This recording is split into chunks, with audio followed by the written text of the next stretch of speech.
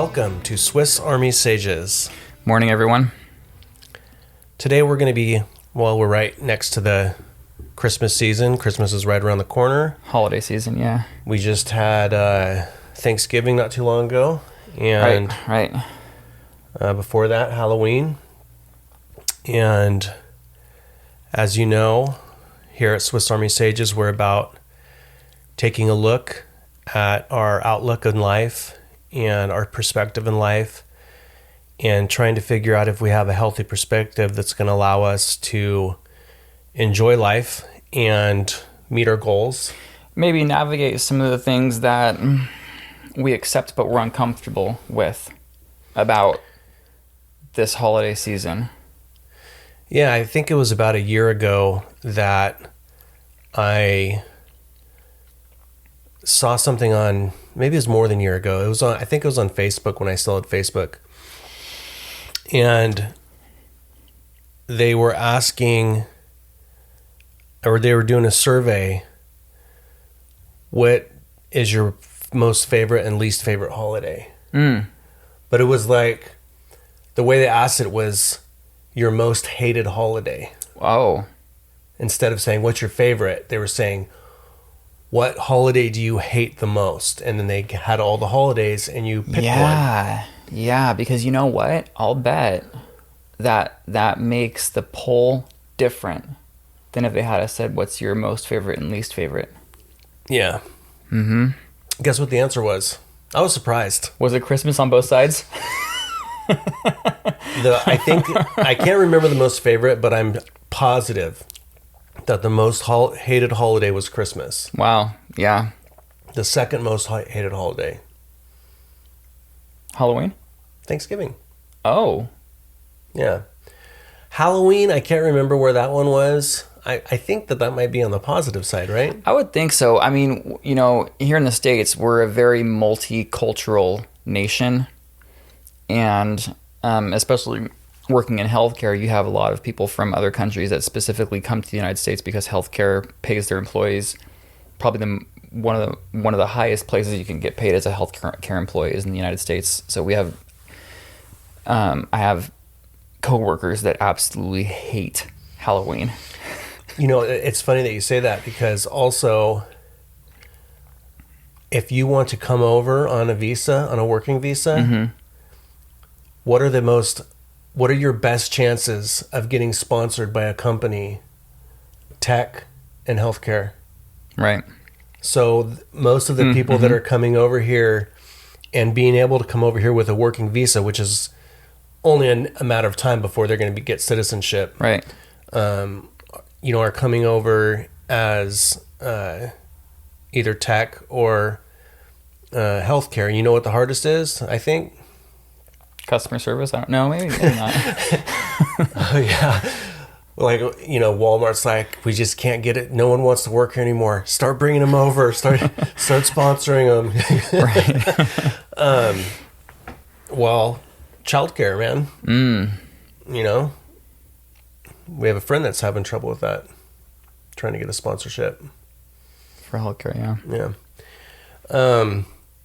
So anyways, I think the favorite one, I want to say the favorite one was 4th of July. Okay. But again, can't remember. I can't remember. All I remember is like, what? People don't like Christmas and Thanksgiving? So there is also talk, like, I haven't heard it too much anymore. I think probably back in the early O's, late 90s. In fact, there might even be a lot of 90s shows and movies that kind of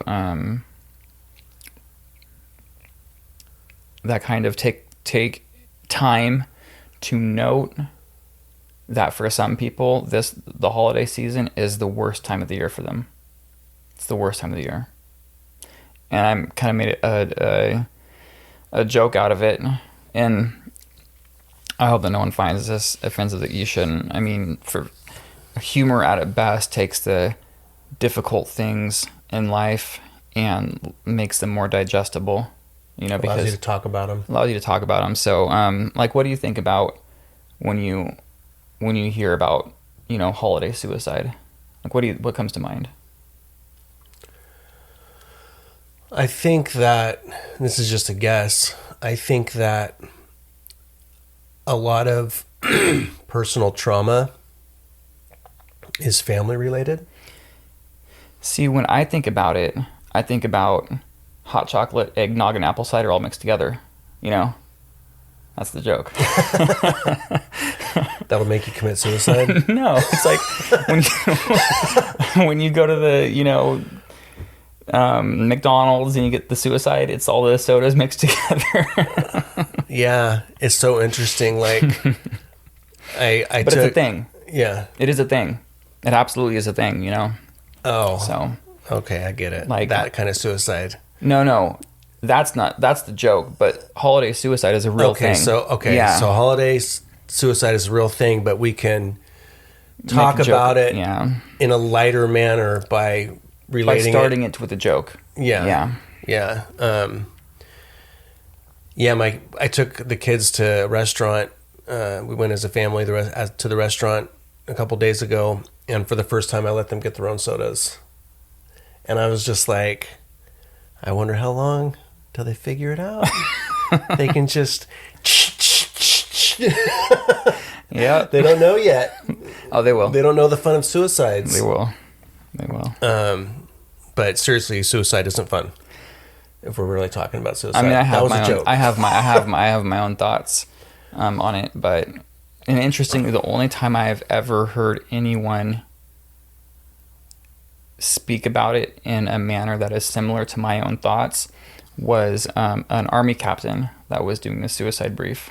We get them at least 4 times a year. We talk about it. We have a briefing on anti-suicide or just talking about suicide. And it was the only time in my life I'd ever heard someone talk about it in terms that I actually agree with. What'd they say? Well, she was like, hey, the question she asked was, do you think it's okay for someone to kill themselves? And there were a lot of like no's, and you could tell that people's gears were turning just with the question. And I think that a few people were really trying to come up with a good answer for the reason no. And as people did, that snowball started to be more and more and more. And she was like, I think it's okay. It's their life. Why are you going to tell them what they can and can't do with it, right? Yeah. And so like that is kind more of a libertarian. Yeah, I mean, yeah, for me, like, it's... hey, why can't I drive without a seatbelt if I want to? Well, yeah. Because you're going to cost the insurance.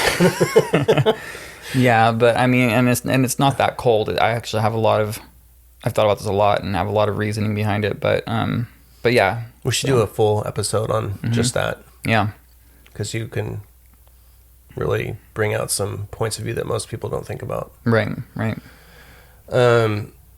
But that whole thing about suicide and drinking, drug use increasing. Yeah, where does it come from? During the holiday season. I think that problem is kind of alluded to in the answers of that survey, where it's the most hated holiday. Yeah. And like I said before,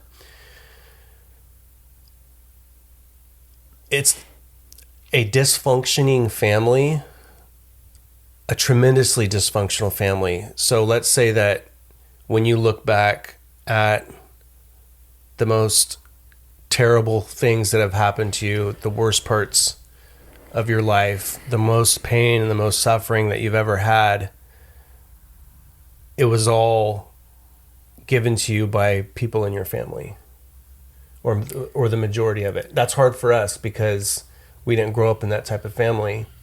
No, regardless of regardless of the problems that we had in our family, every family has problems. Every single one. We didn't have that problem. We didn't have the problem where,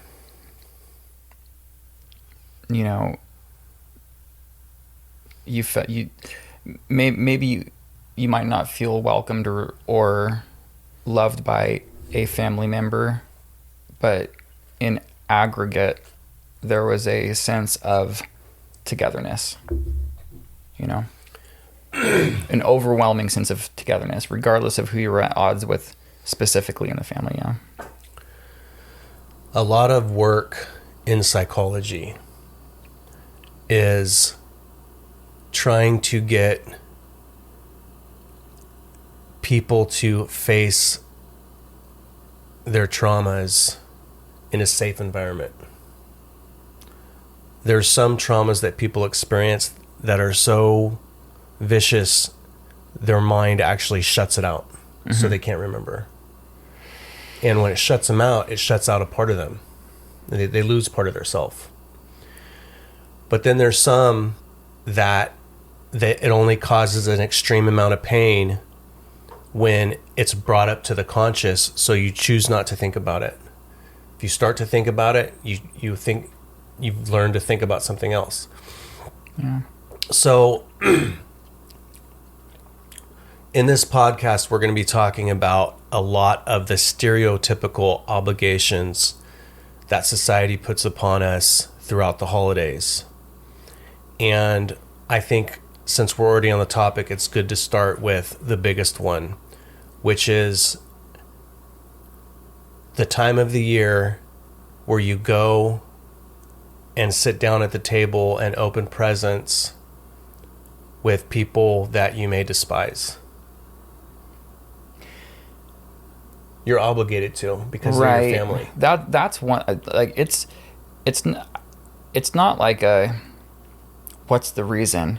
It's like, oh, there's a whole bunch of reasons. That's one of them. Yeah. Yeah.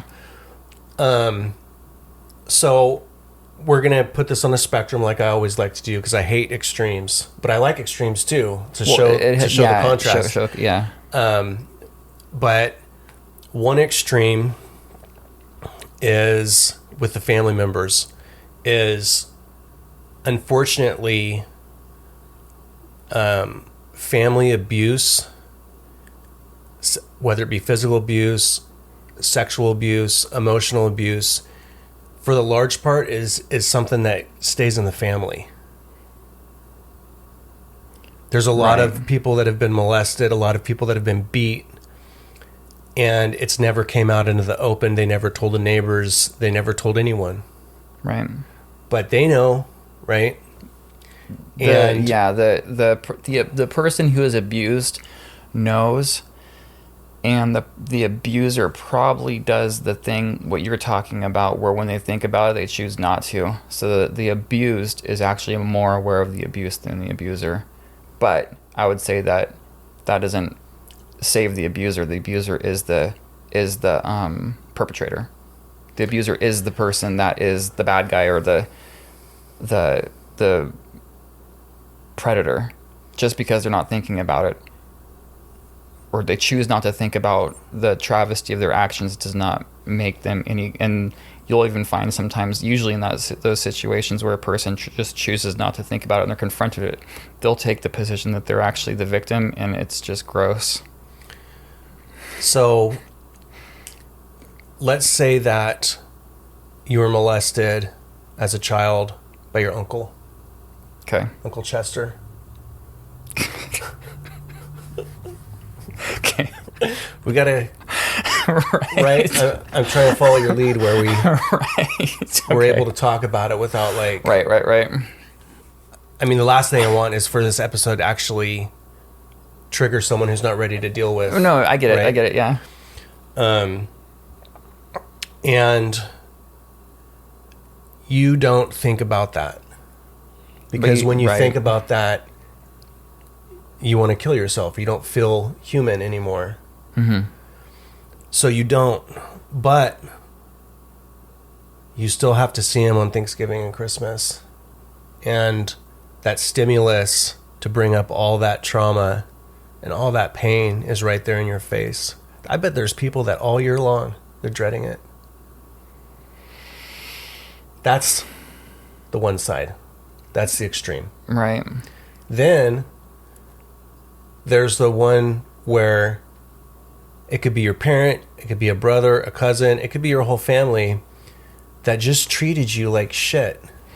And if you guys weren't related by blood, there's no way on earth that you would ever have anything to do with a person like this, but you're forced to have something to do with them because it's Christmas, because it's Thanksgiving. Yeah, in those situations, I could easily say that most likely one of the reasons that you might be dreading it, a person might be dreading it, is because you're always on guard. You're always like on guard, like waiting for the time that the person's going to say something that begs you into a conflict that you really don't want to have. You know, like you're like, it's gonna happen. We're gonna be chit-chatting, we're gonna be making small talk, and then they're gonna push the button, and I'm going to have to use every ounce of everything within me to hold my resolve, or we're gonna get into a fight.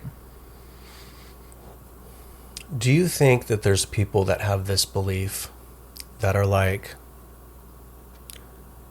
I hate my family. The last thing I want to do is go have dinner and sit down with these bastards. But they're my family, so I'm going to do it. Yeah, of course. Anything that you see happen in movies as a narrative is a reflection of things that happen in real life. You know, you see that in movies a lot. Do you think that it is okay to say, if I wasn't born into a relationship with these people, I would have nothing to do with them. And this is my life, and I don't have any real obligations that are set in nature to have anything to do with them. My obligations are in my mind, and they've been given to me, and I've accepted them. But objectively, I don't have to have anything to do with these people if I don't want to. Do you think it's okay to have that point of view? I think it's okay, sure. I think it's probably difficult to withdraw from your family is in a way like starting your life over again. And because regardless of how much you dislike your family, you know that there are ways to navigate your family to use to your advantage in life. So I don't like my sister, but if I, finagle them a little bit, then they'll babysit for me, whatever it is, So to abandon that and say I'm going to abandon all the resources that I have with my family, even though I detest them, and start a new family, really, because the new people that you meet in your life are going to become your team. They're going to become your family, whether they see it that way or not. That's what it's going to be. Or you live a solitary life, and that's that. And that's hard to do. You got to have a lot of drive and a lot of motivation and a lot of mettle to be able to do that. Yeah, and so, I mean, the reason I ask that is because, in my personal opinion, I think that if you're not being treated the way that you feel you should be treated by anyone, whether it's a friend, a coworker, or a family member, you should either express it to them in a way that allows them the opportunity to treat you better, or you should have nothing to do with them. Because why would you want to have anything to do with someone that doesn't treat you? Yes. I saw a TikTok, and it was this guy that was given a motivational proverb. And I'm not sure if he got it from somewhere.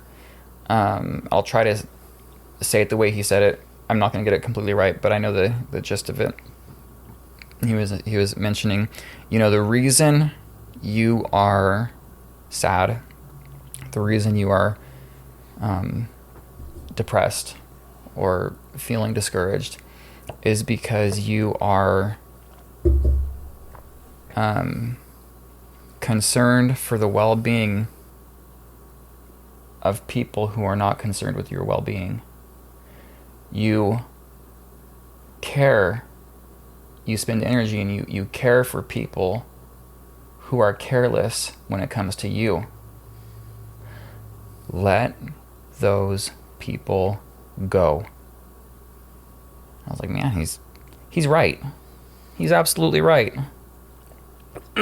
So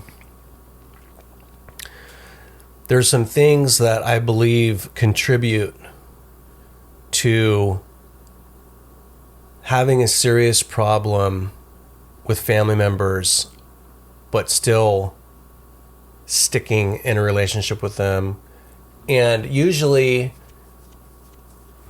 the boss of the family is the one that's like, okay, we're all getting together. I'm inviting everybody. It could be mom.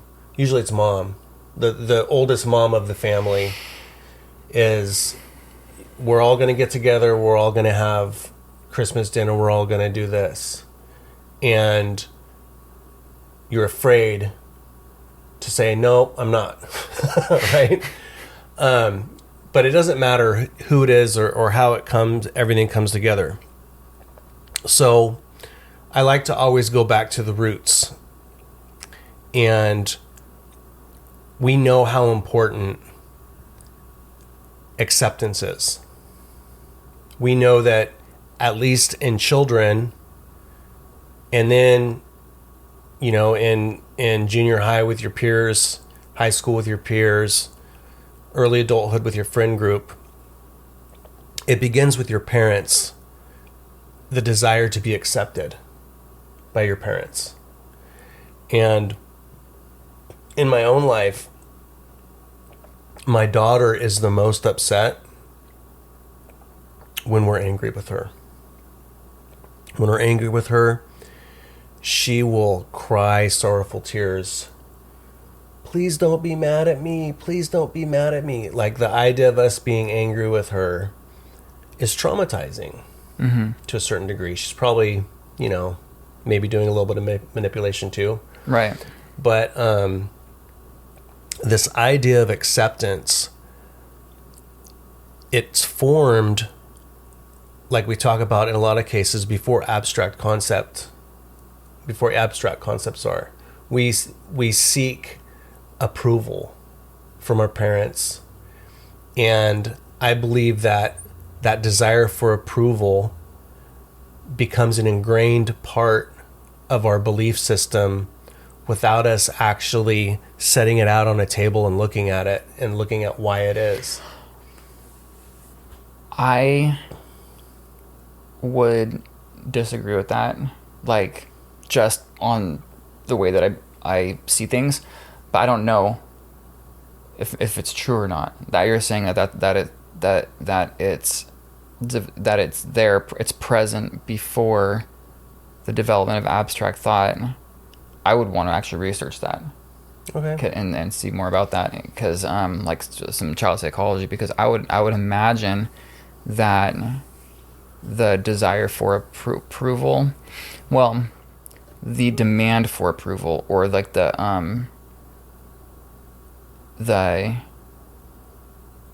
demand for approval would be taught.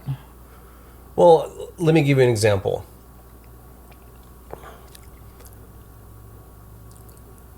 My kids, when they were very, very little, they would come up to me and show me something that they're proud of. And I know what they want. They want me to give a positive affirmation to them. Mm-hmm. So, you know, when my daughter was 4 years old learning how to write her letters, she would write her letter and I would constantly correct her. Now, I'm not going to go into whether my parenting is the best, because I don't think it is. Right. But I would be strict with her in her writing. I'd be like, no, it's too long. No, you're not doing it right. You know, try again, right? I know that's probably not the best way to teach a kid, but that's just what came natural to me. And she would draw a letter and she would go like, Dad, look, Dad. how does this one? And she would write 5 of them. She's like, which one's your favorite one? Which one did I do the best? And it's like, okay, did she like sit down and think,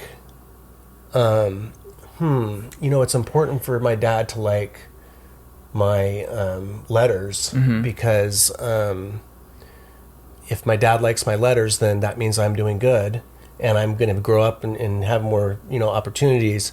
Or is it just natural? Because she doesn't have abstract concepts yet. So I would imagine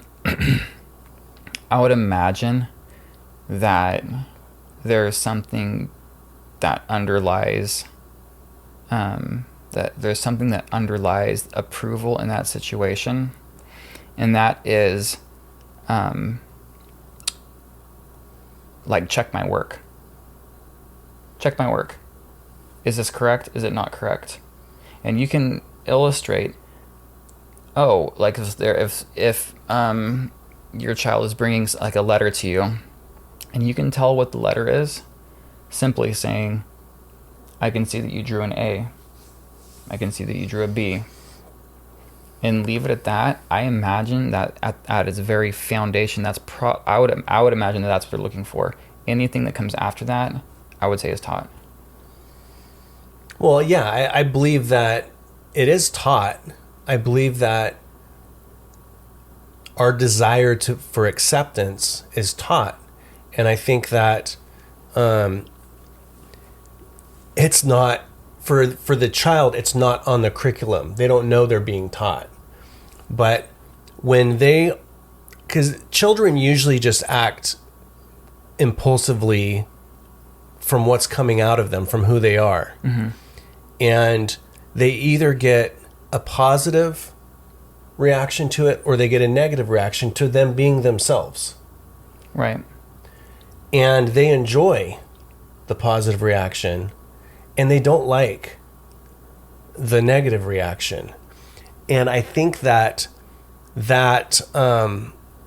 dance of getting approval and getting rejection by your parents first, and then by your siblings, and then by your friends, coworkers, or whatever, I think is a consecutive problem, but a very real archetype of humanity, of wanting to be accepted and needing approval from our family. I believe that when a person develops a complex and like really, really wants to be accepted, it comes from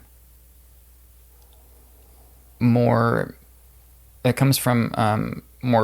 powerful individuals, parents. So for a toddler, it would be your older siblings and your parents, just a more mentally formidable, that is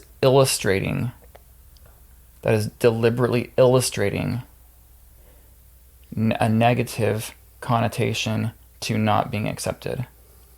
That is showing them, when you don't meet my standards, I reject you. Not if you don't meet my standards, that's okay though. These aren't my standards. These are my standards. But I accept you anyway. I'm not rejecting you. I think that can be taught because you see that attitude in adults. You see that attitude in adults that actually seek correction. Some adults. Some, few. But I believe that that's because there is a satisfaction that the more developed person gets from having someone beneath them stroking their ego. And so you say, oh, it's happening naturally, but is it actually happening naturally, or is the more developed person specifically molding that subordinate into a position to stroke their ego? Well, when I say naturally, I mean it's happening in a way that mimics nature. Okay. So the mother deer and the father deer are pushing things naturally without any kind of brain activity to get the children to get the little cubs and to get the little baby deers to behave in a way that's going to allow them to survive. Yeah. That's what I'm talking about. Right. Now, obviously, they're not going to have the same kind of like, do I need to get back with Mama Dear for Christmas and shit like that. Right. But the whole point I'm trying to get at is I'm trying to get at the actual reasons why, if we have an abusive family that is unfair, why do we feel like we need to be with them during the holidays? What is the psychological thing? And to me, it's got to be acceptance. I think that, well, so... Why else would you? Right, so not wanting to spend time with your family, that's one reason. But there's a whole slew of reasons, and then it comes into social expectations. And social expectations are huge, man. Gosh, you just watch any Christmas show. We treat Christmas like this is the harvest season. We treat Christmas like this is the time of bounty. It's not. It never has been. Winter holidays didn't arise because winter is the season of bounty. Winter is when you're stuffing things in the cupboard Winter to get through the winter. Mm-hmm. Winter is a time of tragedy.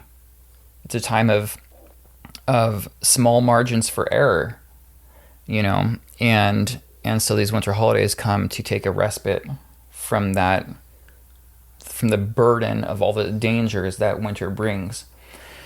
So we treat Christmas like we're in the harvest season, and there's the bounty is just abundant. So everyone spend your money, buy presents for everyone, and spend time with your family and things like that. I mean, it's a little bit expected. You watch the Hallmark Channel or whatever. I don't, but if you do, Hallmark channels, I've seen a couple of them. I can't stand it. But there's a lot of expectation from society to fall into the Christmas rhythm of that and spend time with your family. And if you're not, and you turn on the TV, you're gonna see the expectation for the season. And if we go a little bit deeper, why is it that we feel the need as humans to meet those expectations? I think it comes with the sense of collective. Well, you could call it the collective consciousness. I don't think that's exactly the correct term to put on it. I would say the collective obligation, your obligation to the collective, and then the individual. So you feel like you need to because you've committed yourself to an ideology, to what you're seeing the collective doing, and so a big part of you belongs to that collective. You're obligated to meet the expectations of that collective. I mean, that goes from even tribal communities all the way up to these big communities that we have in the United States. You could even say that there is a loose tribe that we all belong to that follows the Christmas tradition, Yeah.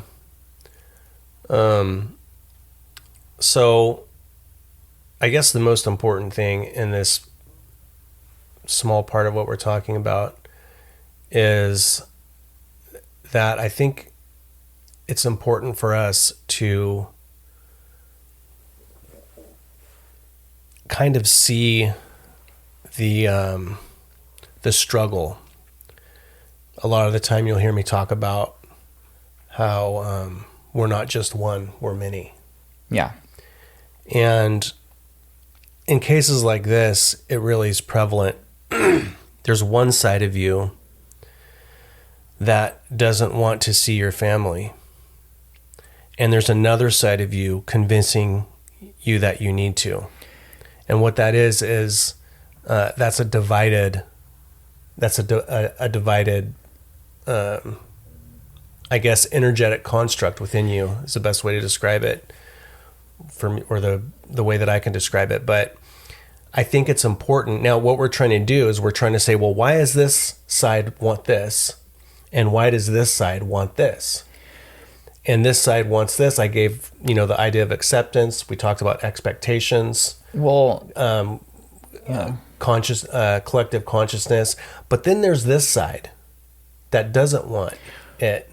And I think that we need to look at those and say, okay, well, which one is based on logic and which one is based on just programming?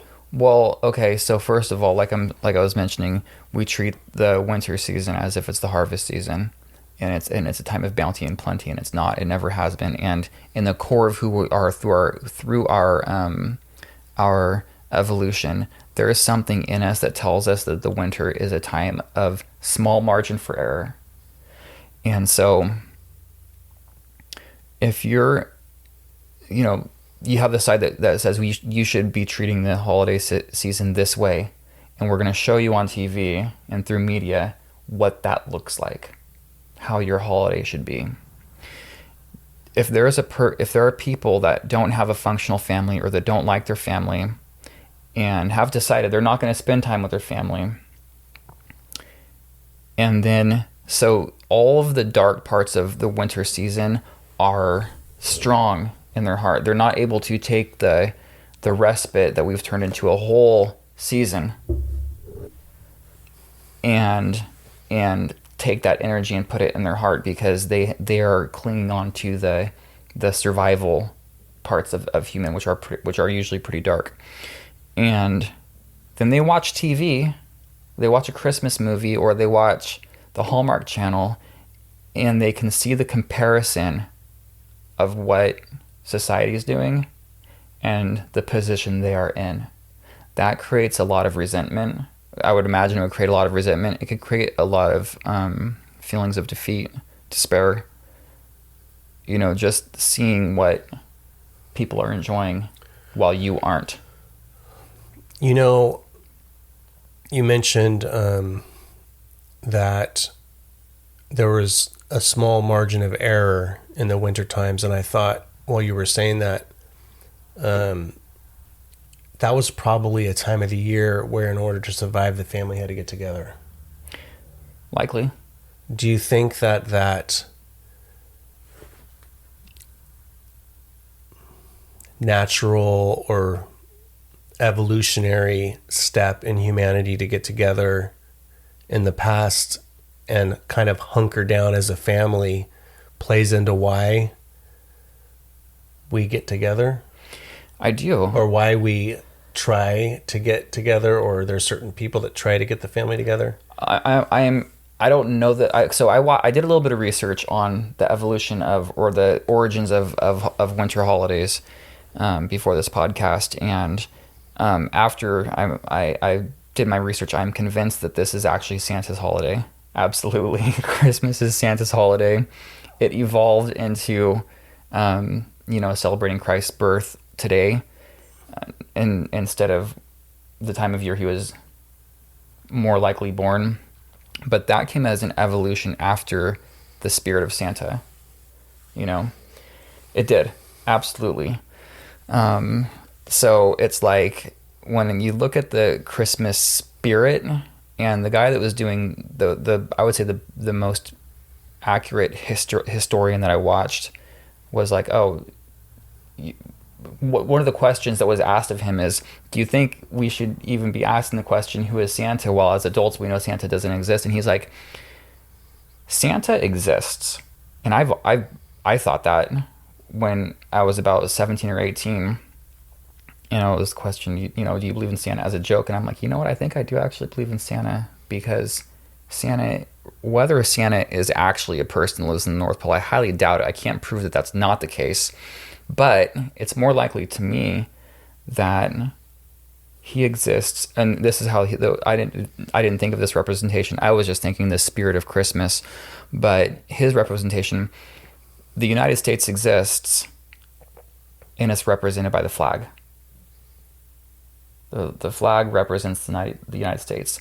Santa represents the spirit of Christmas. And I'm like, okay, that's probably the best way to describe it. But yeah, does Santa exist? Yes, absolutely, in that manner. And he's evolved with the holiday season. I am certain that getting together with the family has been happening for, I don't know, how long is an eon? Have humans been around for eons? I don't even know what eon, what a measurement of time. It's been around for millennia. Okay, the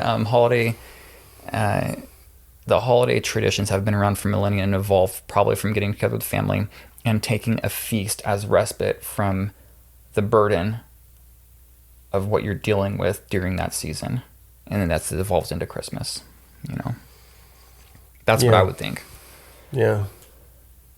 Yeah, it's interesting. We were in Callie's school, we were doing holidays, and we got to Halloween. She has like this little book she has to fill out, and they all have the same question. And it's like Halloween and then the date. And it's like she has to finish the sentence. So we celebrate Halloween because, and then she has to finish the sentence. On this day, we celebrate by, and then she has to finish that sentence. Now, this is in her curriculum, her social studies. Right. She's 7. And I'm like, okay, why do we celebrate Halloween? Why do we celebrate Halloween?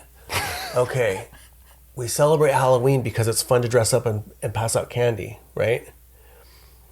And that's like the answer we came up with. She's like, Dad, that's what we do.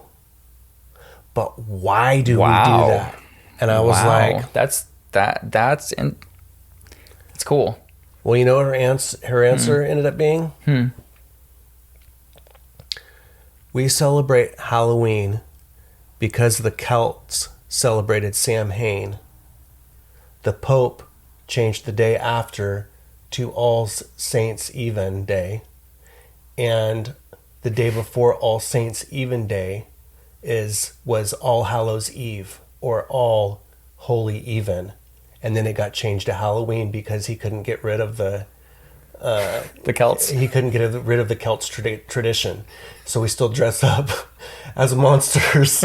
I mean, she didn't say all that, but she knew all that by the time we were done with our lesson on Halloween. Yeah, holidays, man. So, I didn't know that.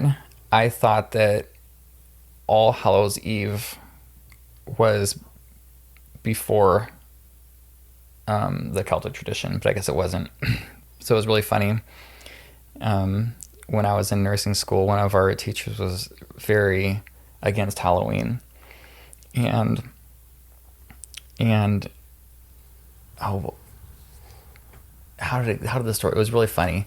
She was like, "Oh, I don't celebrate Halloween," and I was like, "Oh, well, traditionally, it's All Hallows Eve. It's a Christian holiday." And she was like, "Yeah," and then the pagans took it over. And then one of my classmates was like, "Yeah," and then we took Christmas, teaching them to mess with us. It's really funny.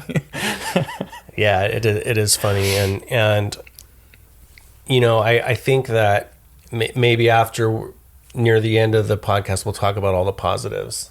Oh, there's plenty of positives. Yeah.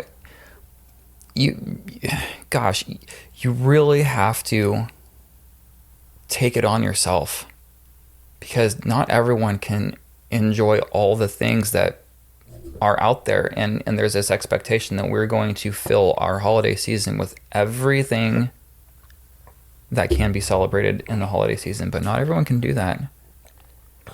Well, I think that a lot of people don't really understand the importance of human ritual.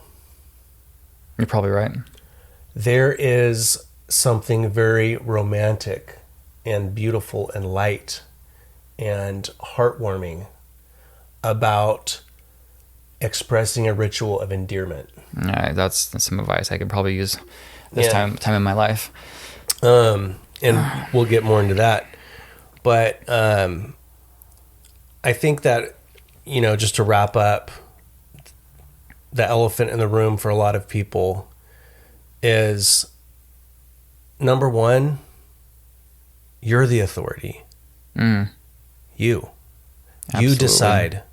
You decide what Christmas is to you. And it may hurt some people's feelings, but chances are your feelings might be better off if you take care of yourself first, and then work with what you have. because I can be around That's a people. great idea. That is a great attitude. You know, it's like, you know, maybe people that hate Christmas just think about, well, is there anything that I do like about it? Start there. Let's forget all the things I hate. And maybe even pretend if I didn't have to worry about my family, would there be anything I enjoy? And say, can I take some of these things and just embody them and indulge them myself during this holiday season? That's probably why Friendsgiving came up. Yeah. Mm-hmm. So you have to put up with all the crap on Thanksgiving. And there's some great videos out there, man. Yeah. You put up with all the crap, and then you take the food home, and then you go with all the people you actually want to hang out with. Yeah. And you all enjoy everybody's food that they made together, and you actually have a good time. Mm-hmm. So there's things you can do. Let's talk about the second part, which is going to be gift giving. Let's just stick with gift giving. Start there, yeah. So I don't know exactly what the climate is these days, because a lot of things are shifting right now. Like Black Friday wasn't a really big thing this year, but every year in the past it has been. But I don't even know anybody that went Black Friday shopping myself. Usually you get invites. Mm-hmm. Hey, you want to go, at least from your wife, or, you know. Right. I would have thought that I would have heard, like, with all of the vandalism that is going on in the United States right now, I can easily say that I've saw less news about vandalism on Black Friday than any other year ever. But maybe that's just because it's so run of the mill these days. Yeah, well, you know how my little conspiracy theory brain gears go. I'm like, okay, so they're not putting it out there because the corporations are saying don't put that shit out there, so people will come to our store.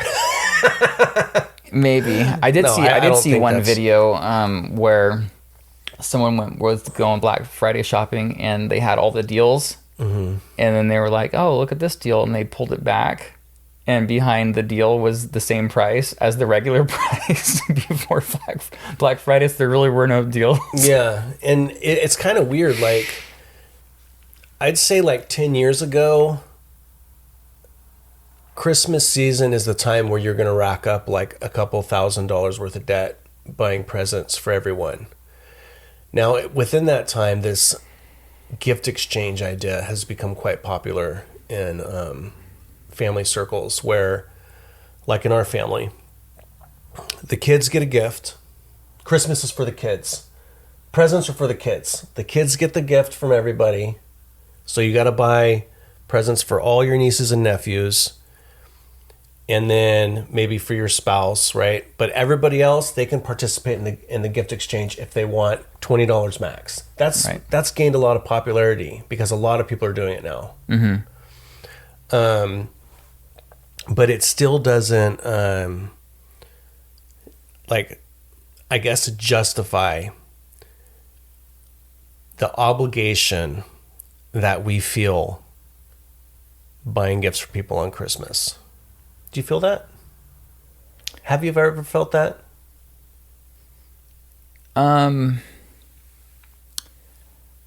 When we started doing the gift exchange, and I thought we had a pretty good tradition, and that tradition was changed by a member of the family who was not an original member of the immediate family, and that person was able to undo what I thought was a great way to celebrate. I stopped participating in the gift exchange, and I haven't really felt obligated to give gifts since.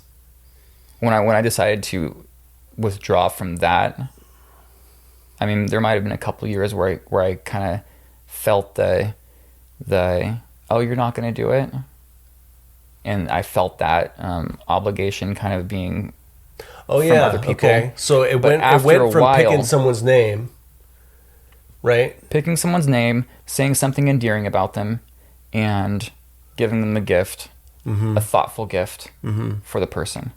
I thought that was great. It was great. And then it went to white elephant, but not with stupid gifts. Oh no, there were some pretty stupid gifts in there. It came from everyone fighting over the best gift because there were so many lame gifts, and it's like, you know what, dude, I'm not gonna. No, I am not gonna be part of this. Wait, now, see, you're just giving an example of exactly what we're talking about, right? Here. There's a lot of people that don't understand that yet. They don't understand that they can say, "Hey, you know what? No, Yeah, no, I'm not gonna do it." And it's true. You can do that. You have that power and you have that authority to be autonomous and do what you want with your family. right. Especially if you're an adult. You might get a little bit of pushback at first, but trust me, after people recognize that you are not convincible, they'll leave you alone, and they'll accept you for what you're doing. And unless you engage the trash talk, they'll leave it alone. If you engage the trash talk, they'll at least get something out of you. They'll get, make an attempt to get under your skin, but if you just don't engage it, you'll be fine. That's just in life. Yeah. Now, personally, I don't like gift giving at all. I don't like the obligation of it. Well, that's probably the only part you don't like, because you don't get the gift of giving if it's an expectation. Yeah. Yeah. The other thing, like I mentioned before, we don't buy gifts for everybody. We buy gifts for the kids, and then we'll do the gift exchange. And sometimes we'll get something for like mom and dad and our spouse, right? Right. But I remember when I was shopping for everybody, it was a terrible experience because I realized that, and this may be able to be argued against because there's another side to it, but if you live in a middle class family, everything that's within the price range of something that's appropriate to buy somebody else, they're going to have if they want it. Right. So any kind of like Bluetooth speaker, or it doesn't matter what it is, a set of dishes or a new shirt, if they want it, they can already have the means to get it. So you end up getting people stuff that they don't really want, because if they wanted it, they would have already bought it. Yeah, I mean, I've heard that a good gift is a gift that I might want it, but I wouldn't buy it. Like that. But that's hard. That's kind of hard to. I mean, it's kind of hard to finesse every single time. Yeah, and I mean, you're gonna end up getting people things that they wouldn't buy and don't want. Yeah, and the argument, is like, well, that's just a cop out, because if you really cared about them, then you would use your creativity and imagination to give them something meaningful and sentimental. Yeah, hey? that's gaslighting. That's gaslighting right there. That is the gaslighting. It's shifting the blame on the victim. Well, I feel like I could write everybody's name down and say, okay, I'm going to either make them something or get them something that isn't super expensive, but they're going to see it and they're going to be like, oh, right? And it's like, I just don't have the energy. I just don't care about that. I don't. Yeah. And maybe part of it is because for me, when I want to do something nice for somebody, it's inspirational. It's not dictated. Believe it or not, another reason I don't give gifts to people sometimes is because there might be someone I want to get a gift for, but there's this underlying, if I get them a gift, and they didn't get me anything, I'm not going to be doing them any favors. They're going to feel bad, and they're going to expect that they have to give me a gift next year. And next year, maybe I didn't plan on getting them a gift. And then if they get me a gift and I don't give them a gift, it's going to remain weird. So I'm like, forget the whole thing. Yeah. And if you think about it logically, you should be able to take the gift from the person that bought you a gift and think in your mind, I'm not giving them a gift, and it's their own damn fault. They shouldn't have bought me this. So any negative feelings that they have about giving me this gift and not getting one back is basically self-sabotage on their part. Right? If only we could all think that way. No, I know, because you know what? When someone gets me a gift, logically, if I think about it, I think about it, they're not obligated to give me a gift, but they did, so that's on them. But that's not how I feel. I'm like, oh my gosh, I didn't get them anything. And there's been times... And then you say, oh, you shouldn't have. Oh, you shouldn't have got me this. I mean, when it comes to our immediate family, we have a lot of, we come from a big family. There are certain people in the family that have decided that they were going to get gifts for certain people in the family, and I was included in those certain people. I understand that they wanted to give the gift of giving to these people specifically. And I can show my appreciation and let them have that. But there's a lot of people that I can't do that with, you know? Yeah. Yeah, it's too bad that you can't just talk about it like at 4th of July or Halloween when you see the family member, or at a birthday party for the family member, and just be like, hey, you know, we got a little time, let's talk about Christmas. I'm not getting you anything. Yeah, and so add that to the 4th of July holiday. If you get me something, I just want to let you know I'm not getting you anything back. So, but that's ridiculous. No one's going to do that. It is ridiculous. It would cause There's more like problems. An unspoken rule. It would cause more problems than it's a solution that would actually bring up more. Yeah, and and it's funny, the idea of the need for reciprocity, right? Right. Where you have one thing that's saying, like you said, it's not about getting the gift. It's about giving the gift. So basically that's just saying like, oh, the scales, they don't matter. It's all about giving. And you would think that if we really believed that, we wouldn't feel bad.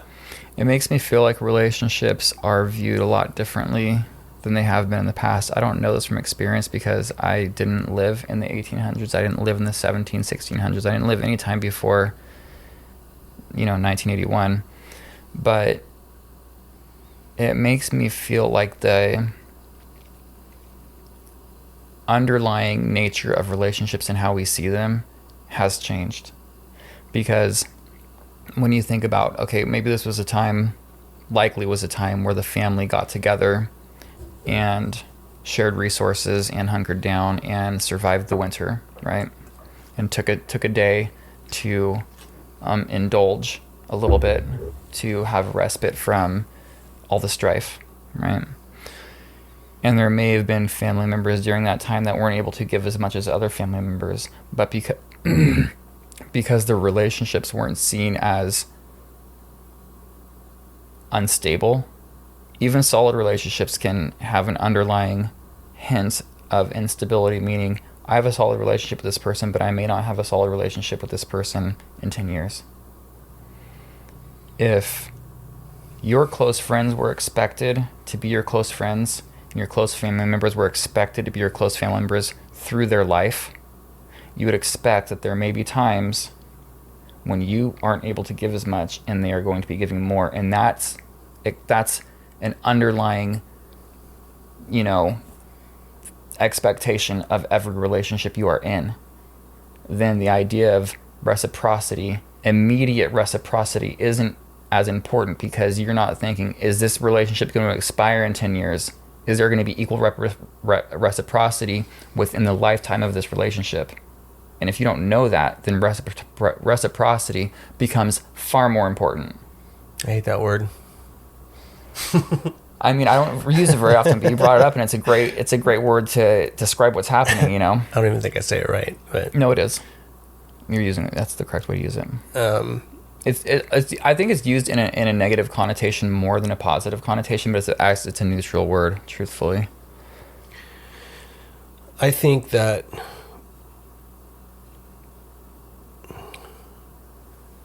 industry, manufacturing, material good industry in general has completely obliterated and ruined anything that was ever romantically beautiful about gift giving. Like, you see the old movies, the black and whites, they open up the present and it's just like a doll that was sewn together by somebody, and it's going to be their doll for the next year, and they love it and it means something. But now that's not how it is. Mm-mm. Now there's like 30 to 50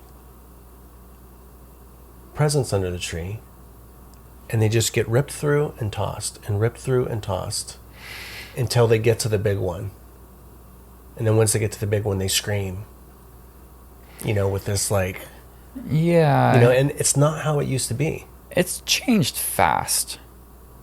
Because, I mean, I don't know, maybe not every kid in the 80s had it the way I had it, but I mean, there was still a lot of that old school sentiment when it came to getting gifts when I was a kid, man. Because I can easily say,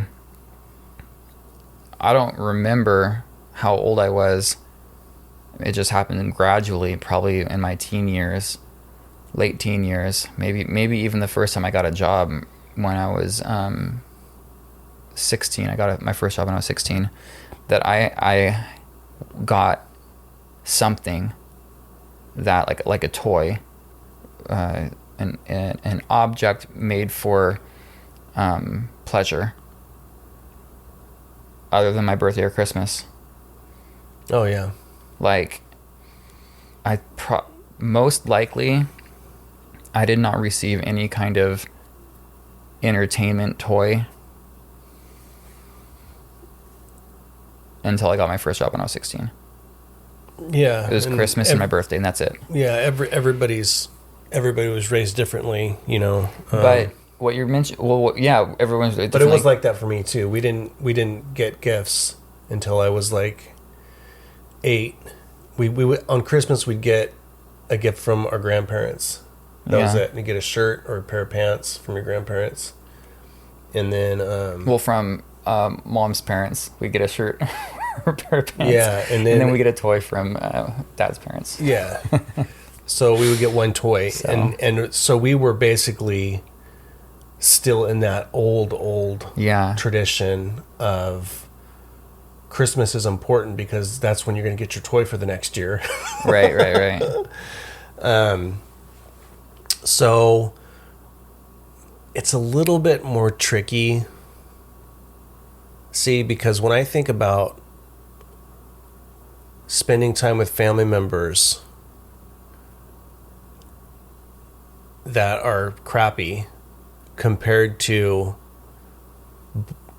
feeling obligated to get gifts for family members that you love, the gift part is a little bit more difficult for me personally, but I think you can look at it the same way, like the example you gave.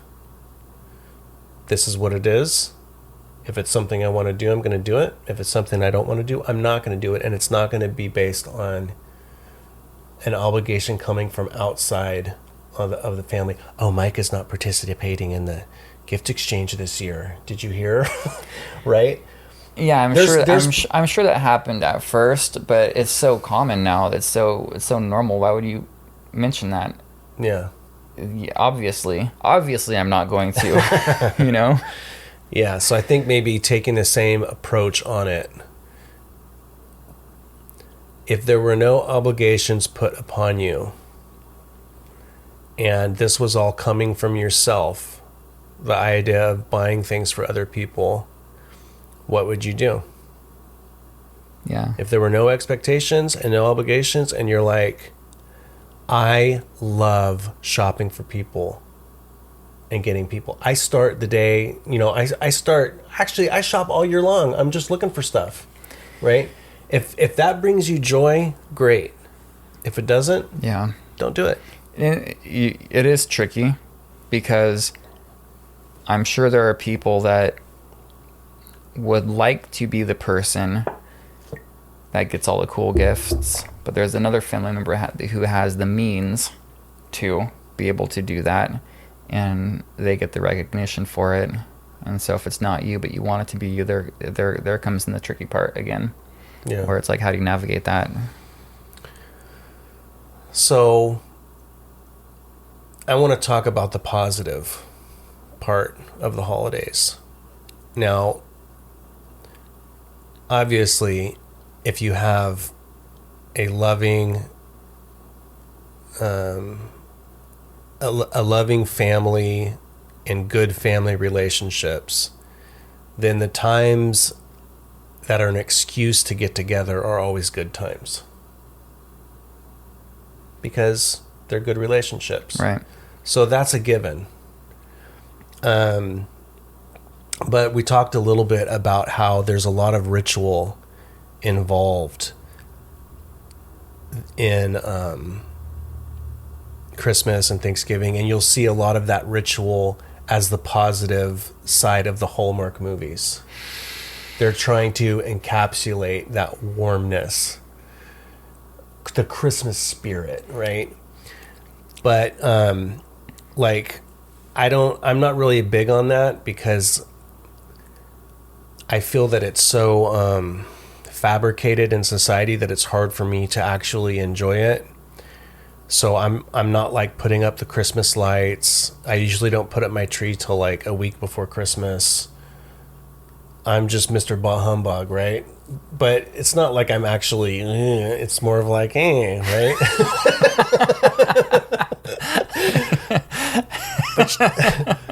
But I want to talk about this. I want to talk. I think I get what you're saying. So, my oldest son's mom invited our family to join them and some other people on a horse and carriage ride. I should say horse and wagon, 2 horses and a wagon, through downtown Fab 40s. So we all went down there and we got in the wagon. They have like hay bales in there. We're all sitting in there. We got like blankets. It's super cold. We got like jackets and hand warmers and stuff. And there's probably like 20 of us. And we're going through this neighborhood that has just created beautiful artwork with their houses, with lights. Yeah. And I thought, there's something going on here that has nothing to do with commercialism. There's beauty here, and I could feel the spirit. It's like when you see a really good piece of artwork and you can like feel that spirit that was going on in that person when it was created. And it was just a wonderful feeling. It was warm, and it was like, it made me proud of humanity to express collectively their creative spirit. And I think that you can still get a lot of that in the holidays, and you can relish that because that's a positive thing that you can hold on to. You absolutely can. If I go back to being a child and going through the winter wonderland of industry, of commercialism, I had no idea about the money that was being made. Wasn't a thought anywhere close to where I was. It was a magical land of cotton candy snow and lights and gingerbread, silhouettes, and it was magical. Now, it still exists, and part of the thing where it's like, hey, forget the obligations. What about Christmas can you enjoy? And I wish I had done this before this podcast. Is researched what are some, because you're mentioning rituals, which I think is awesome. What are some rituals people that don't have family can engage in to celebrate the Christmas holidays or the holiday season, and find some of them, because I'm sure they're out there. I'm sure if you Google that, you could look at some Christmas ways to celebrate if you have no one, and to revel if you have no one. Yeah, and I also think that it's important to develop relationships where you have a few people that are willing, you have a few people that want to experience life with you. So,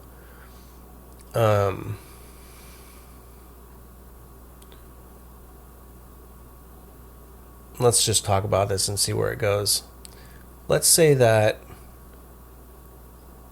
you don't like your family, and for the last however many years you've gotten back together with them every Christmas, and there's the fights and the drinking And the bickering, and you're like, I'm not going to do it this year. I'm not going to do it again. There's a problem, right? Because most of the other people are going to be with their families. So what would you suggest? Would you suggest, I don't even know how to go about it. It seems like in reality you don't really need to be with anyone, but then with what you talked about with the collective and how we all think, we're going to feel like we're the loser, right? We're the person that doesn't have a family. We're not going to tell anybody that we're not going to go see our family because we don't want them to invite us to their family because we said something. But we would like to be invited. Like, let's say that I wasn't going to spend time with our family because I didn't like any of you guys, right? And I wasn't married because my wife is just going to ask me to go to her family's, right? I might feel lonely, but I'm not going to, reach out to a friend and be like, hey man, can you invite me to your, how do people deal with that? So now I've kind of been brainstorming on what you're talking about just over the last, few minutes. And something that I have considered is, for myself actually, is asking someone from work that I'm, close with, a good close person, if I could spend Christmas with them. Now, I think if you're going to do that, you got to be pretty tactful about it. You got to size them up first. Maybe ask them, hey, what are you doing for Christmas? What do you normally do for Christmas? Ask them about their Christmas traditions. And in that conversation, you'll probably get a good idea as to whether it's appropriate to say, hey, can I spend Christmas with you? Can I come over? Can I come So visit? there's no shame in wanting to spend some time with a friend on Christmas? So that's why I say you got to size them up. I think that's important. No, there's no shame. In fact, because I might feel like I'm putting them out if I'm asking them. Right, but that's why you talk to them first. You kind of size them up first. If you have a few, even if they're in the realm of acquaintance, ask them about their Christmas, what they do on Christmas. And if any one of them said, and you can even ask, do you just spend it with family? Do you ever have any friends that come by and visit? If any of them say yes, if any of them say, yeah, we have a friend that comes by and sees us on Christmas and they spend some time with us during Christmas, would you mind if I came by and spent some time with you on Christmas? I can bring something. I can bring a dish, or I can bring something to you, whatever. Do that, because I'll tell you right now, anyone that has a friend over for Christmas traditionally enjoys what they get out of hosting that friend for Christmas. They get a lot of joy from it, so they're going to be happy to. The other thing I've thought about doing is checking out some bars on Christmas, because everyone who has found that there is a place to go and they don't have to spend it with their family is going to be at that bar with all the other people that is having friends Christmas. I bet that'd be a wild night. So I've thought about, one of these days, I can even do it this year. Just go to the different bars and see which ones are actually doing that, where all the people that are reveling together without their family together, where they are. And I bet if you hit up 3 or 4, pubs, even if you don't drink, you can probably find a few people that have made their own holiday celebration with each other that are more than welcome to more than happy to have another person who belongs there. Yeah. Well, I think that we covered a lot of topics, and I think the most important thing to remember altogether is that this time of the year can be what you decide you want it to be. And don't get me wrong, we all have our past that most of the time wants to stay exactly where it is. And anytime you try to do something new, there's that old programming that tries to keep you where you are right now. And that's usually where the struggle is, and that's usually the struggle to become something new or to become something better or bigger. So let's keep that in mind this year. Let's do what we want to do. Yeah, let's do it. And it might piss some people off. Some people might be upset. Yeah, could happen. But people are always going to be upset. Yeah, tell them to give it to the birds. Yeah. So thank you for being here. We appreciate you. And if you could please like and subscribe, that would help us reach more people. And we wish you a happy holiday season. Merry Christmas and happy holidays to everyone. Take care. Thank you, guys. It's a good life, the life, the life, the life, life, the life, the life, life. Oh, it's a good life, the life, the life, the life, life, the life, the life, life. Oh, it's a good life, the life, the life, the life, life, the life, the life, life. Oh.